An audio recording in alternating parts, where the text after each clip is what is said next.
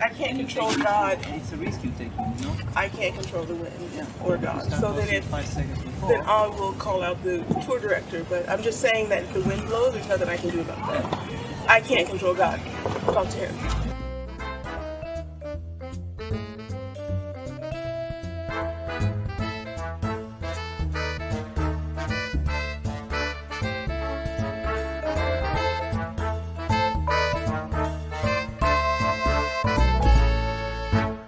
Hi everybody, welcome back to The Body Serve. I'm James. I'm Jonathan. Episode 295. We're so close to 300. It's been a long and winding road. Leads me back to your door. Did you just make a Beatles reference? I did. That is crazy. We're in the midst of the 5-week Indian Wells tournament. I think we're like getting to the round of 16 now. Yeah, I think it's the top half playing today to complete the round of 16s. I always forget it's a huge draw. It takes up 2 pages. It looks like a slam draw. There are 32 seeds. That all get buys in the first round for some reason. Right. I know it's your favorite time of year and you're eager to get into it, but before that, there are a couple of housekeeping notes. One that you have to wear and own it. Yes. So on the last episode, and a few of you pointed this out, and I thank you. I will never be mad about people pointing out an error. I said that Medvedev was the first player to win 3 titles in 3 consecutive weeks since, I think it was like 2011, Andy Murray. That is false. That is so false. And I should have known. Casper Ruud did it in 2021 when most of the folks were in Japan for the Olympics. He won 3 clay tournaments in 3 consecutive weeks. I will say this is just a lesson to me again about media literacy. Be so careful about the sources you use because there is fake news everywhere. And that is on me. I was sloppy. But even worse than that, you set me up because you wrote down the agenda. And I think I even asked you on air, oh, is this right? And you're like, yeah. Right, yeah. No, you said 3 consecutive tournaments. I was like, no, 3 consecutive weeks. Anyway, there are a lot of dodgy tennis websites out there, and I'm not going to name the one because I'm embarrassed. And the other thing before we get into Indian Wells is we just want to thank you all so much for your well wishes and your condolences for the passing of Vincent, our beagle and the mascot of this podcast. I definitely, I did not want to talk about it with you all, and that's not about you, that's just my personality, but I'm really glad I did. I found it healing in a way, so thank you. I know you say you don't like Indian Wells, but you've already been watching quite a bit of it. That's true. The I don't like Indian Wells thing, it's so played out at this point. I just have to drop it, I think. Oh, you're ready to put it behind you? Not completely. It's very sad to say that I was always a staunch believer that Miami was the 5th slam. And for a while it was, right? For years it was. But that ship has sailed. Ron DeSantis put the final nail in that coffin. It's 12 feet under at this point. I mean, for years that hasn't been the case. Many, many years. I was still holding on because of... you know why I was holding on? Because Serena has 7 Miami titles and didn't play Indian Wells for 15 years. And my logic was how important could it be, really? Since Larry Ellison bought Indian Wells, by all accounts, the fan experience is incredible. The players obviously love the tournament. It's really gone up in prestige. See? I can admit all of that. Tennis paradise, they say. The branding is what I object to most, I think. Because nothing that I see on TV feels like paradise to me. It's like a desert where you have to ship the water in. I don't know. One of the things that comes up every year when this tournament is on is the surface. That even though it's in name a hardcourt tournament, it plays anything but. Everything but. And Daniil Medvedev in particular has had something to say about that this week. The courts seem to play more like a clay court. They're slow, they're gritty, the bounce is high. Medvedev, during his match against Ivashka yesterday, says, "I don't accept this. This is not hard courts. They say on the fact sheet it's hard courts. I don't accept it. They are lying to me." This was right before he was about to go for a bathroom break. Mohamed Layani just kind of has to sit here and listen to it. He also told Layani that, quote, "I'm going to pee as slow as the court is, so you can take 25 minutes. The court is slow, I will go slow." I love this tennis player logic. There's nothing for Mo to do here except for kind of just sit there and grin, because players are going to have to get out their frustration in whatever way possible. This, to me, was hilarious. Well, Mo tried to tell him that, "Daniil, you're a professional. Please act like it." Coach Layani again. In spite of all that, he did extend his win streak by one more match up to 16. He does have to play that guy next, who logic says is better on slow courts, has a ton of success on clay. Medvedev has only ever reached the fourth round here and has only done it once. But then I realized Zverev has only reached the quarterfinals once and the fourth round once. So I expected his results to be better here. There are a few players who've had really good weeks so far in Indian Wells. The top two that come to mind, Emma Raducanu just beat Beatrice Haddad-Maia in 3 sets. This after beating Magda Linette in the second round in straight sets. And then in the first round, she also beat Kovinic in straight sets. So that's 3 good wins in a row for her. 2 over top 20 seeds. Playing and looking pretty good. Right, and the week started weird, right? Like, she was recovering from tonsillitis. There were reports that it was unclear if she was going to play this tournament at all. When she went out in her first match, it wasn't great. And of course, people were criticizing her for playing with kind of the remnants of a virus. You can really hurt yourself, right? Depending on what it is. I mean, she's had every ailment and affliction under the sun. Yeah. So suffice it to say, I was surprised that she's still here and beat Haddad-Maia. Stan Wawrinka, just this second, beat Holger Rune.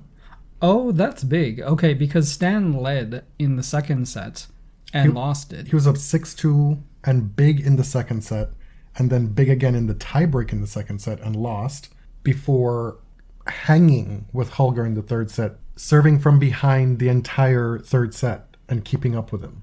Round of 16.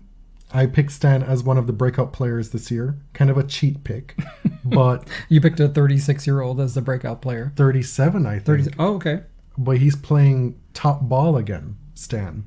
Andy Murray. And now this is something to commemorate. Won a match in straight sets, beating Radu Albot, and now he plays countryman Jack Draper. That's tonight at like 9 o'clock our time. It'll be going on the same time as Swiatek Andreescu, which is something I really want to see. The TBS fave, Muchová, and many people's fave, is into the round of 16 with some impressive wins over Azarenka and Martina Trevisan. Somehow this is actually her Indian Wells debut. I'm sure you could go back and look and see that it coincided with one of the many injuries that she's had. It must have. As has been the case for a while now, as tournaments progress, hell, even in the early rounds of matches, the draws on the WTA side are just that much more bountiful than on the ATP side. We mentioned that Swiatek is playing Andreescu tonight. The winner of that will play Emma Raducanu, who just won. We'll skip over that next part in that bracket. Are you skipping over Kirstea? I am. Someone who has also had very impressive wins this week. Yes. Jabeur is back after missing Doha and Dubai. Didn't look that great in her first match. Jabeur beat Frech and will now play Vondrousova. The winner of that playing Muchová, Rybakina, possibly against Kasatkina in the round of 16. The matches that are completely set up on the bottom half: Sakari against Pliskova, Kvitova against Pegula, Coco Gauff against Peterson. Okay, maybe not quite the pedigree of opponent as some of the other players. And then there's Krejcikova against Sabalenka. So this tournament is delivering on the women's side so far. On the men's side, one of the things that really came into focus for me again was just how exciting Ben Shelton is. There were moments in his first round match where I yelled at the TV screen because some of those kick serves were just absurd. Yeah, that was actually very shocking. I don't know if it was the angle of the camera or what, but I do not know how you get a serve to kick that high. That Taylor Fritz was having a lot of trouble with it. And he's a tall dude. Like, he has to jump. Again, this probably has a fair bit to do with the surface, the grittiness of the surface, that it's playing a lot like a clay court. But he's doing some things on a tennis court that are new in some ways and amazing in others. Are those mutually exclusive? No, I mean, I just don't want to make it seem like he's some kind of pioneer. It's just that he's doing stuff that we haven't seen in a while. And I tweeted the other night that, I've taken the Camila Giorgi approach to the ATP for a while. That you don't follow men's tennis? Correct. Well, obviously I do, but I'm not intently doing so. And that I hadn't been really excited about a new player in a long time until Ben Shelton. And here come a couple people. What about Alcaraz? What about it? What about him? Like, he is an exciting young player for some.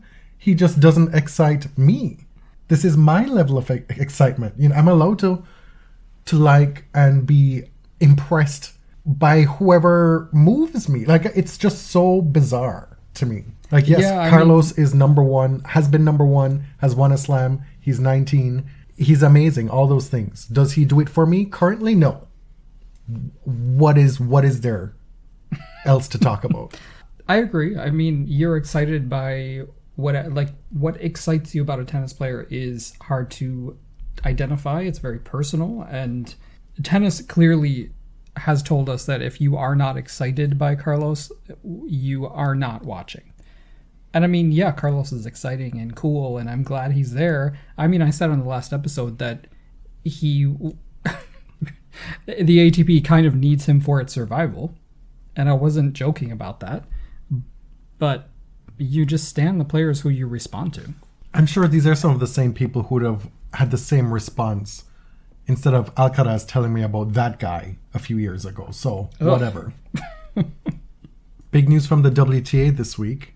In a way, we've known it was coming for a while. We'd heard the rumors, but nothing had been official until this week. This deal with CVC Capital Partners has become official.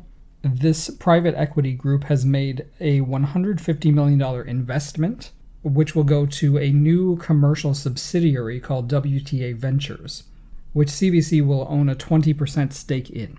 This WTA Ventures is distinct from the WTA Tour itself. The tour still has complete control over the tour itself, but WTA Ventures is going to focus on sponsorships, broadcasting and data rights, gaming, licensing, and NFTs.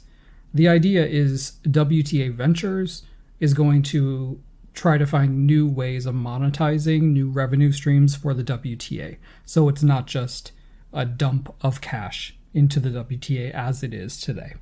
The WTA board apparently was a long holdout against this deal, and it appears behind closed doors one of the assurances they need is that the WTA Tour itself was going to remain uninfluenced by CVC Capital Partners. The publicly stated goal is partly to reduce the gap between the commercial rights that male players have been able to secure versus women players. Christopher Clary from the New York Times notes that men are earning on average 70% more than women outside of the majors. We knew the pay gap was big. I'm not sure I realize it's that big. Well, it's gotten even bigger since the pandemic. Yes. And recall, this is outside of the majors. The majors have equal prize money. We had talked a lot about how the WTA had been hit very badly from pulling out of China, in part because of the Peng Shuai situation, also in part because China has canceled hundreds of athletic events because of COVID-19. Either way, the WTA lost a ton of money. Steve Simon says that this deal is actually not in response to the China catastrophe. He said he was searching for outside capital investment even before the pandemic. This is not the first time that CVC has done something like this. They've previously invested in Formula One, having a controlling stake before selling it in 2016. Recently, they acquired a stake in La Liga's commercial arm. They bought an IPL cricket team for $700 million US and has a stake in Six Nations Rugby. Yeah, so they have billions of dollars at their disposal. They're very experienced in sports league ownership or sponsorship. Simon still says that a decision has not been made about returning to China, and then he expects it to be finalized by the end of March. One of their conditions is, well, two of their conditions are they want to have direct contact with Peng, and they want a transparent investigation into the allegations that she made. They have not been met. I don't think that they will be met, especially the latter one. That would shock me. So if the WTA sticks by its word, I don't think they're going back to China this year, at least. At a very minimum, they need to have a WTA final spot booked and ready well ahead of time. Yes. This was something that Victoria Azarenka pointed to as a big problem a few weeks ago. And having that shorn up by the end of March will give more certainty to the WTA schedule the rest of the way. Yeah. What's been happening over the past year or so is that a lot of the WTA's cash has been used to equalize prize money at non-major events. So this has been like a huge drain on their cash flow. The idea with CVC is that this investment will allow the WTA to tread water, to spend more money on actually marketing the sport. And they say like producing media programming, like branded materials that will market the sport better. I mean, fans are always complaining that WTA does a terrible job promoting itself, and like that costs money. You know, over the past few years, they haven't had the luxury of essentially the time and money to spend on that stuff. And that's not an excuse, that's just a reality. Yes.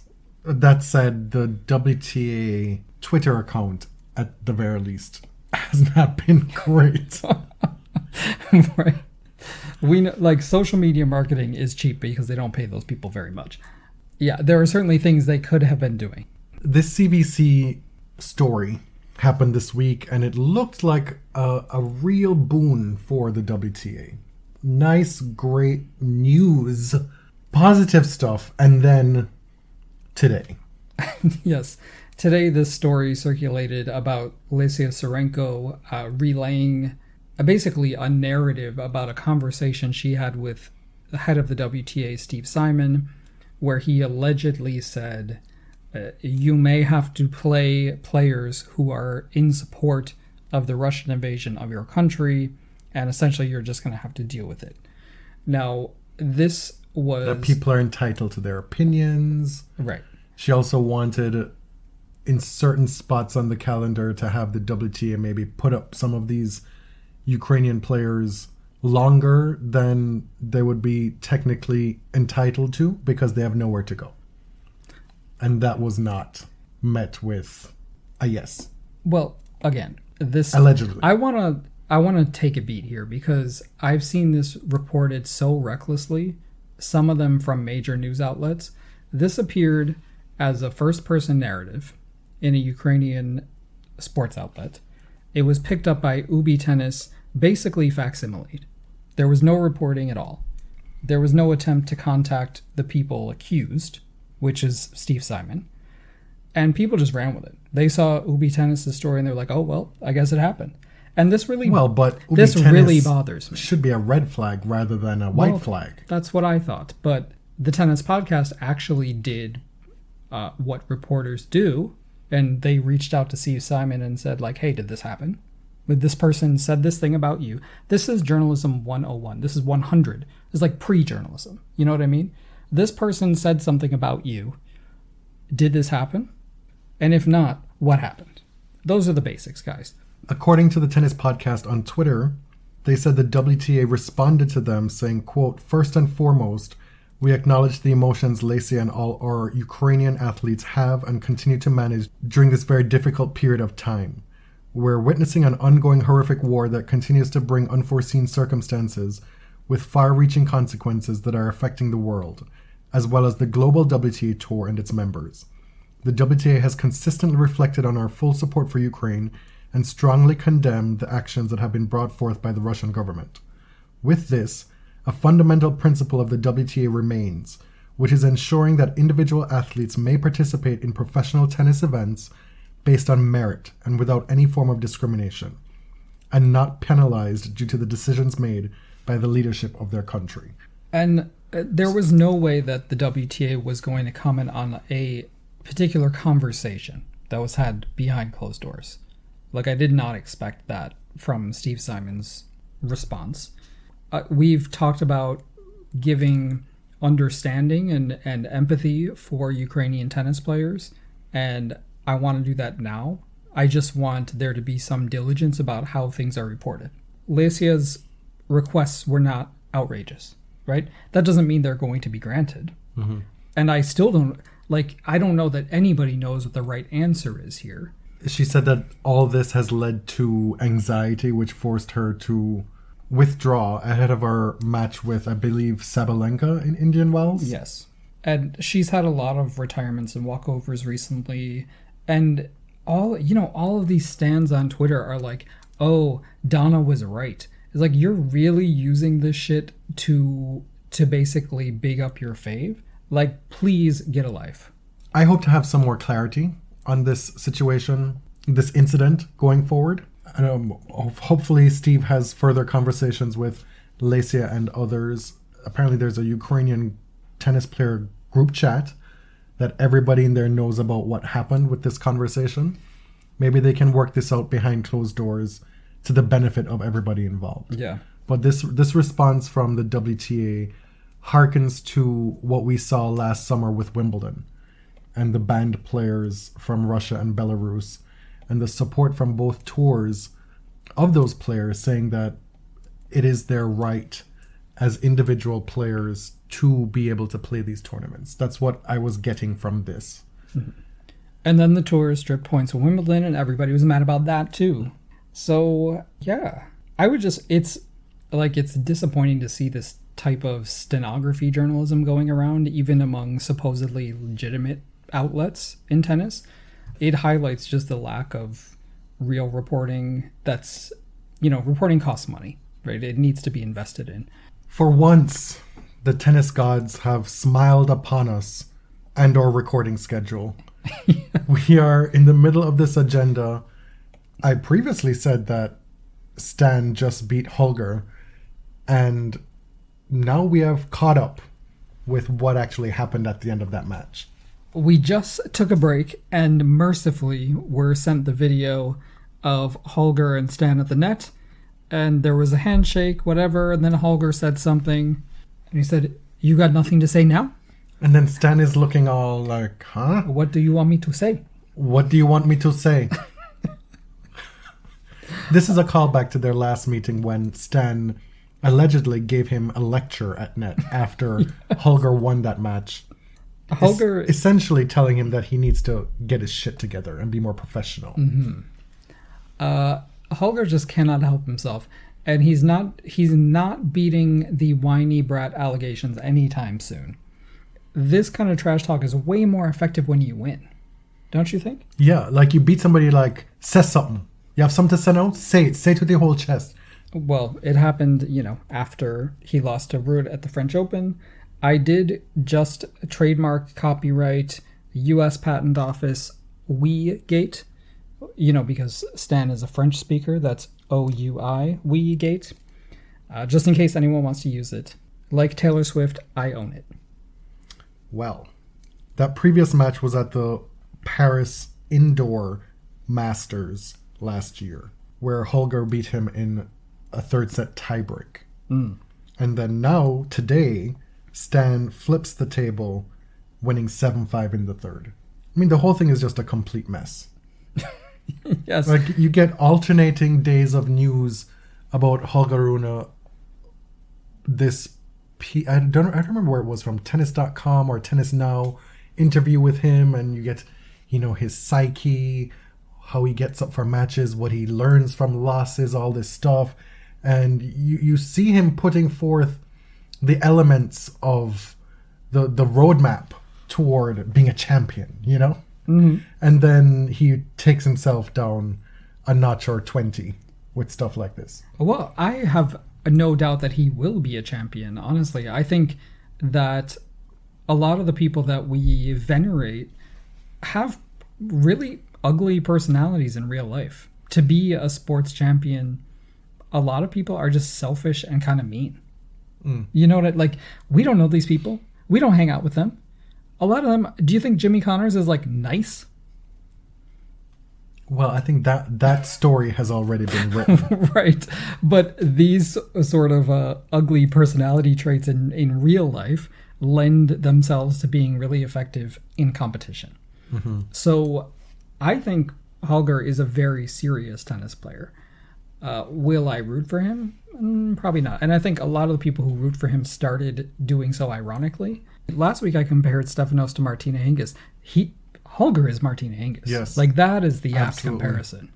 Well, except for, though, the results. I mean, the success might come, right? But there are so few prodigies in men's tennis versus women's.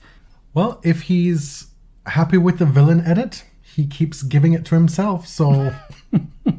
You cannot blame World of Wonder on this one. Denis Shapovalov. Denis released an essay in the Players Tribune and a video to go along with it this past week, arguing in favor of equal prize money across both tours. He said he was inspired by both his mom and his girlfriend, Miriam Bjorklund. His mom was a professional tennis player for the USSR. She was his coach for a long time. You'll recognize her from being in the stands. Just a very formidable presence. And Denis is, in his way, in kind of his like surfer bro Himbo. demeanor. His himbo demeanor. He is bothered. He's Yes. bothered that women have such a more difficult time making a living in the sport. And so he argued that there should be pay equity across men's and women's tennis. People are mad that he didn't provide an income statement and a balance sheet and a whole business plan to support this opinion. He framed it in a, some people were like criticizing, oh, this just dawned on you because all of a sudden you have a girlfriend who plays tennis. And I get it. Like, I obviously get the critiques there. He also spent a really long part of this essay praising his mom, saying that the federation didn't believe in him. I mean, now he's talking about Tennis Canada. Tennis Canada has a huge stake in him now. But he said, they didn't believe in me. My mom took me out of there. We opened our own tennis academy in a warehouse. We didn't have any money. And she knew my game better than anyone. Like, she's a great coach. And I love that. Like, it's heartwarming to see that, obviously. All that praise heaped on his mom. And so, sure, you can criticize the way he happened upon this opinion. The point is, this is an opinion that, at least publicly, has been very, very rare amongst male tennis players who perceive that they have something to lose in this equation. How many of them have there been? Can you even count them on one hand? Andy Murray? It's certainly not Rafa Nadal and Novak Djokovic. It is definitely not. And they weren't even fence sitters, right? Two of them both shared opinions to the contrary. Even to this day, the PTPA says we are here to fight for the woman as well. And they still give you a vague, beating around the bush description of what that entails without specificity. Yeah. That hasn't specifically said we want pay equity, period, point blank. Yeah, they didn't say that fully. Denis relayed this story in the video, an anecdote where he was talking to Miriam and she had just qualified for the main draw of a tournament. And he said, oh, good, you're going to get paid. You're going to get, at least a decent sum of money for this. And she said, what are you talking about, Denis? Like, you really don't know what's going on. As we say in Jamaica, you don't know what time clock a strike. She's like, I'm going to be making such little money Like from this $1,000. tournament. And he's like, bruh. He's like, what? That's crazy. Dennis is so like unintentionally funny, but I'm fully with him on this. I can't praise him enough for speaking out.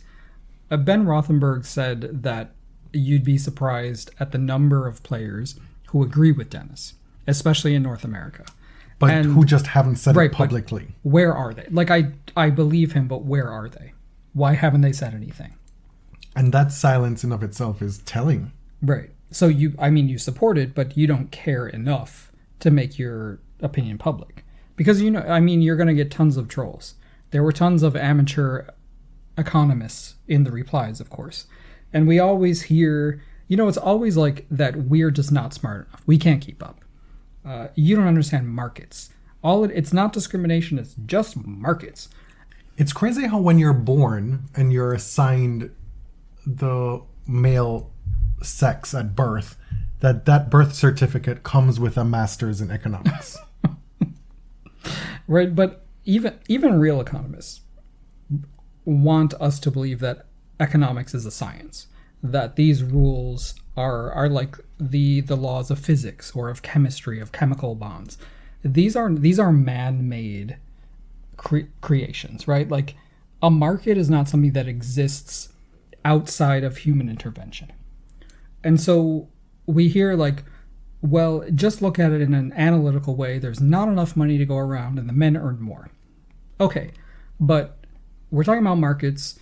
Then we also see that a TV network that has the rights to both men's and women's tennis will be playing like court 16 men when a top women's match is going on. How are people supposed to see it, first of all? How are people supposed to get excited about women's tennis when the programming, as we know, is the choice of whoever has purchased the rights, right? So you can say, oh, the WTA gets crappy TV rights. Okay, but when they sell the rights, the broadcaster has free reign to choose which matches to broadcast. And so you're telling me that in every instance, they've made the correct choice by showing the 100th ranked male player over a top 10 women's player. And if they make a different choice, it's to show pickleball. And so that is the man-made intervention into the markets. It's manipulation of the markets. Well, there's no such thing as a free... First of all, I don't think a free market is the ideal state, but also there's no such thing as a free market, right? There's always ideological decisions being made at every step. So what bugs me about this economics argument is that it should be clear that ideology is always coming first. Ideology comes first in my argument, but I have the guts to admit it. That I'm starting from ideology and then making an argument. The thing that the economics bros won't tell you is so are they. Right.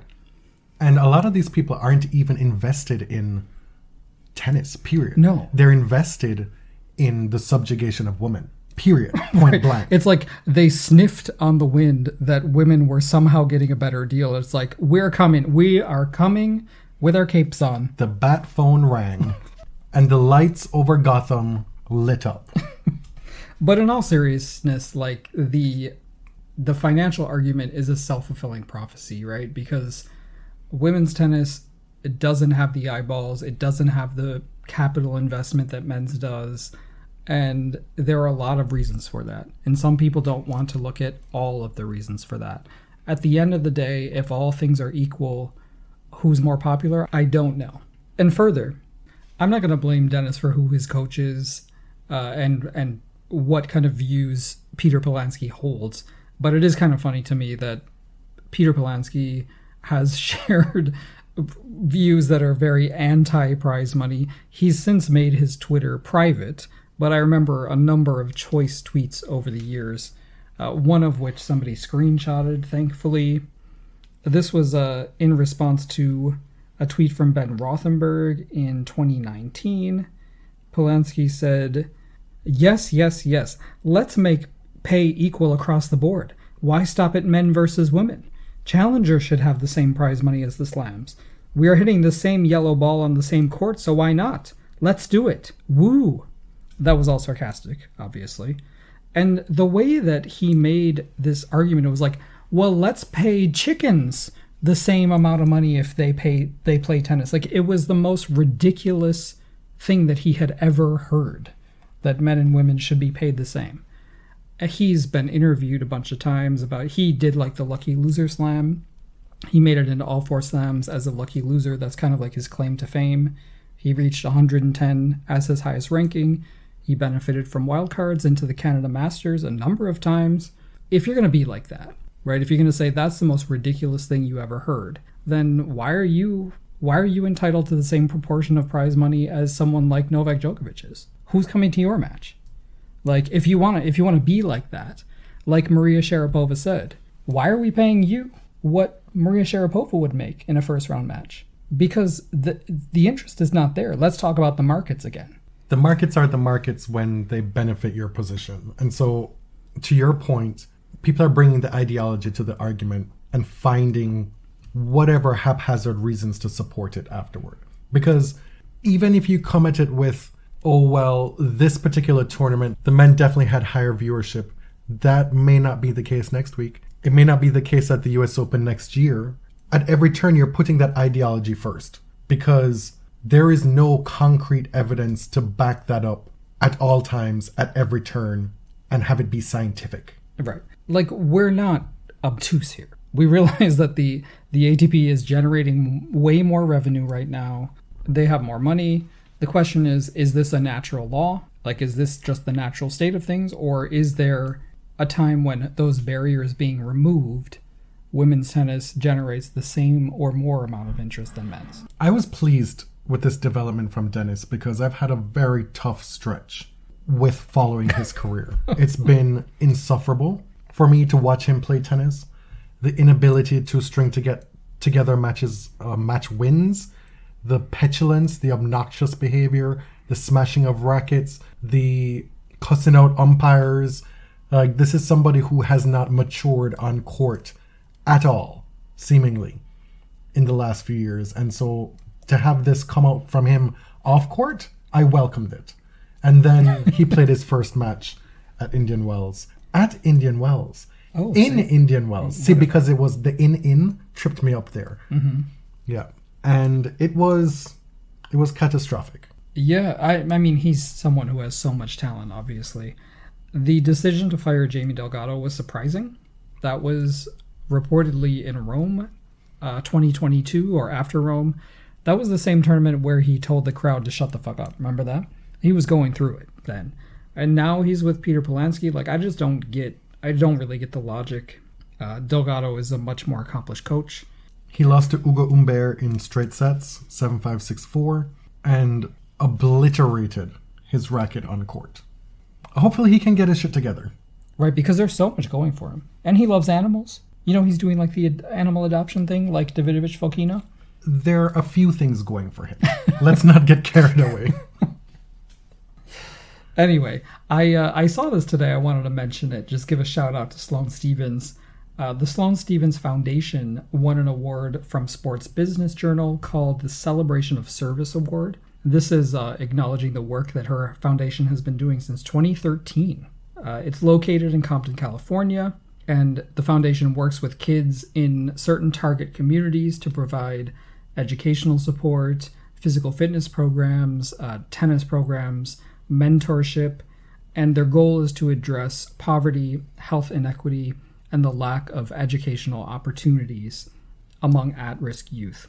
In 2015, they launched a program called Love Compton, which is run alongside the public school district in Compton, California. And it provides like tennis coaching, equipment, tutoring, and the idea is just to break down the barriers of entry to tennis. They've actually refurbished or built 50 tennis courts in the area. Public tennis courts. Yes. So I just wanted to like big up Sloane Stephens. This is amazing. Congratulations. Love this work you're doing. Breakpoint Season 2 has officially been greenlit. This comes after we talked about Full Swing on the last episode, We compared the golf docuseries to the tennis one.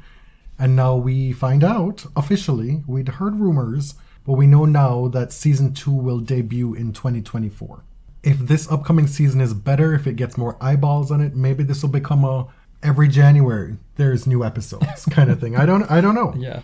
I hope that they learned the lessons of Full Swing. The storytelling just worked. I don't necessarily think that golf is a better sport for storytelling. I just think that Breakpoint needs to explore different areas, right? Like be a little more creative with its storytelling. There's a lot there.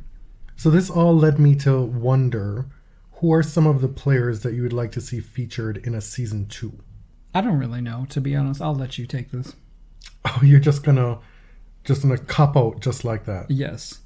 Well, I'm gonna start with the men, and then you have a think about the woman, and then maybe you can contribute some to that, okay? Mm-hmm. It would be a dereliction of duty if they did not approach and try and convince Carlos Alcaraz to join this programming, right? He is, for all intents and purposes, the face of the ATP for the next decade, right? If you claimed that one of the organizing themes of season 1 was who are the next players? Who's next? The sport's been dominated by these players, but you missed the big one. Mm-hmm.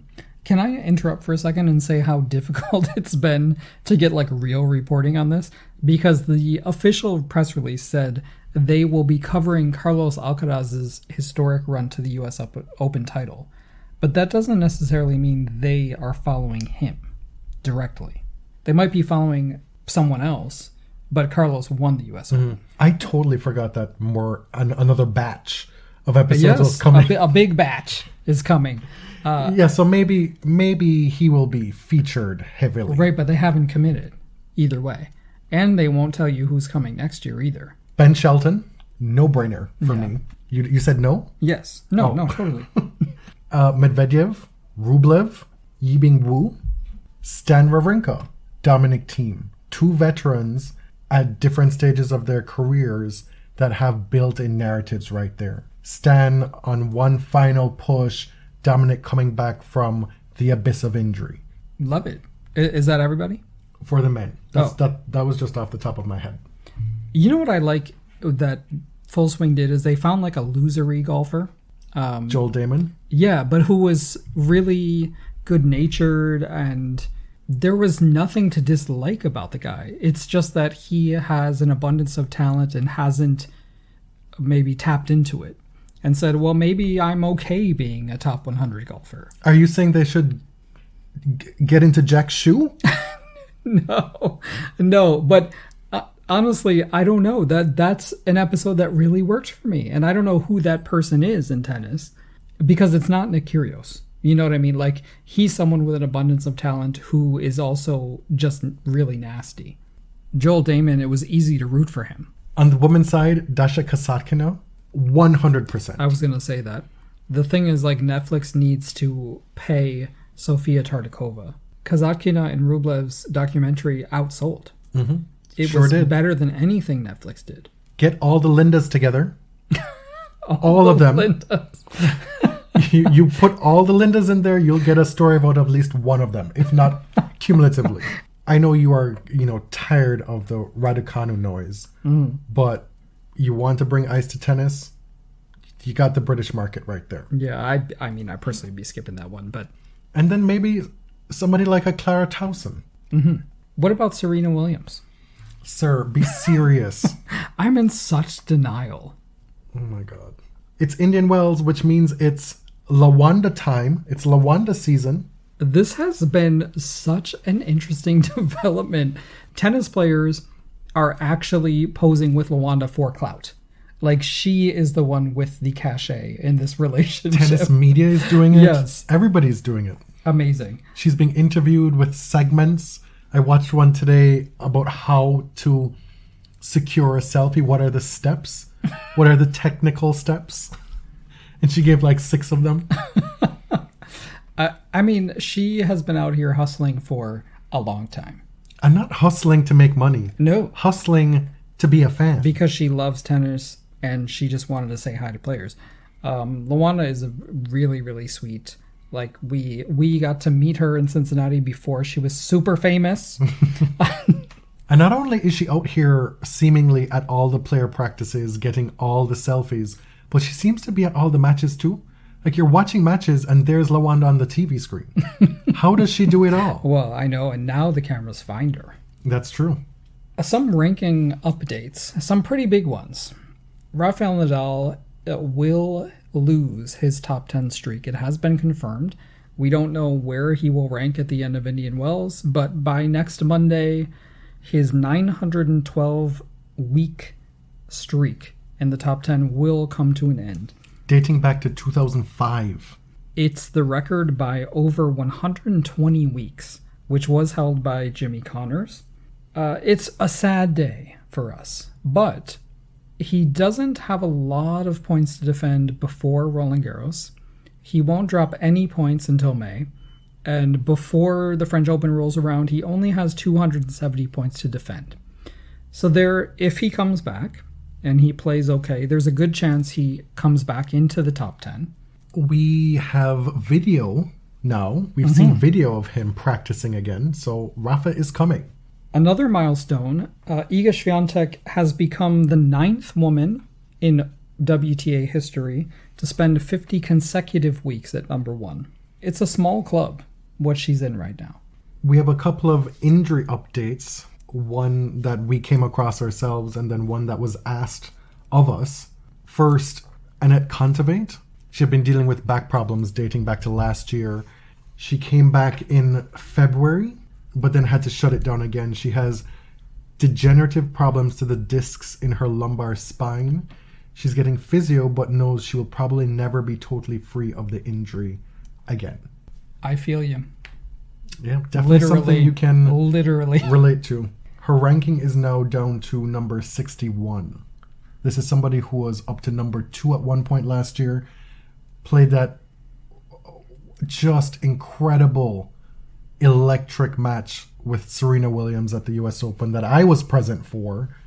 We were asked to provide an update on Jen Brady, with Blaine Climati saying tennis is the only sport with 0 injury updates. And it often feels that way, doesn't it? It does. And I'll tell you, it was hard to find recent news about Jen Brady.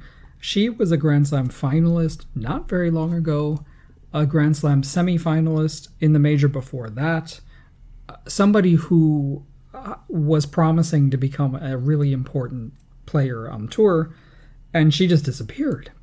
Her last match was in August 2021. The most recent kind of peep we heard was last November. She did an interview with the Tennis Channel panel. She said she was aiming for February or March 2023 return, which is now, but she was cautious about it. She's been dealing with this left foot injury, and it was all, very up in the air, this interview. She said she will be working with Andrew Bettles, who was a coach who worked with Alina Svitolina for 5 years. But to me, you can Google it, it felt like the interview was really just a promo for her partnership with this virtual reality tennis product called Sense Arena. She seemed to be hedging about her return. I don't think she knows. So I don't know. This was such a mystery to me. At some point, I had just assumed she's never coming back. No, I haven't. No, I mean, this interview gave me a little hope, but it's been so long, right? It's been since August of 2021. I want her to come back. I like watching her play. Initially, we thought we'd throw in some mailbag questions at the end of this episode, but we kind of got through a full episode. And so I think what we'll do is maybe Thursday we'll record a mailbag episode and then release that whenever is timely. We will? Yeah. Okay. Before we wrap, just want to say that I'm so happy and relieved that Michelle Yeoh won the Oscar for Best Actress. It was an incredibly competitive race, as usual. There were arguments for Kate. Both put in stunning performances, but I just want us to acknowledge the versatility that's required by Michelle's role in Everything Everywhere All at Once. It literally gave everything. Yeah. It had the range. Not many could do what she did in that role. No, and it's the type of role that's not often honored by the Academy, which makes it more exciting. This is not like an acknowledgement of someone's career. This is an acknowledgement of how impressive this one performance was. Unlike Best Supporting Actress. But honestly, that was the only lowlight of the evening for me. It was so disappointing. Love Jamie Lee Curtis. She should have gotten Oscar nominations for, definitely for Freaky Friday. Probably True Lies. Like, she should have been honored before. And it's very, very, very frustrating that they gave her this popularity award for a role that was just it's not an awards role. Like, she did what she was supposed to do, but if you go back and watch the movie, it's shocking to me. Well, like, Angela Bassett does not have Academy Award winner in front of her name. That's sick. That is really sick. And then the people out here policing her reaction in the moment. Oh. As if she can't take a second to let it sink right. in that this has happened again. What's love got to do with it? And she sat in the front row and beamed the entire rest of the night, yeah. right? But you got to police her reaction within 1 second of losing an Oscar to a performance that was fine because she was not the Best Supporting Actress in her own movie. Sorry. Shout out to Stephanie Hsu. Exactly. My name is Jonathan. You can find me on Twitter at tennis_John. And I'm James at ElliotJMR. 2 L's, 2 T's. This is the Body Serve. You can find everything Body Serve related at linktree.com/thebodyserve. We have no idea what the next episode will be, when it will be, even though I just said mailbag episode recording Thursday. TBD. Thanks for listening. Till next time. Thank you. Thank you very much.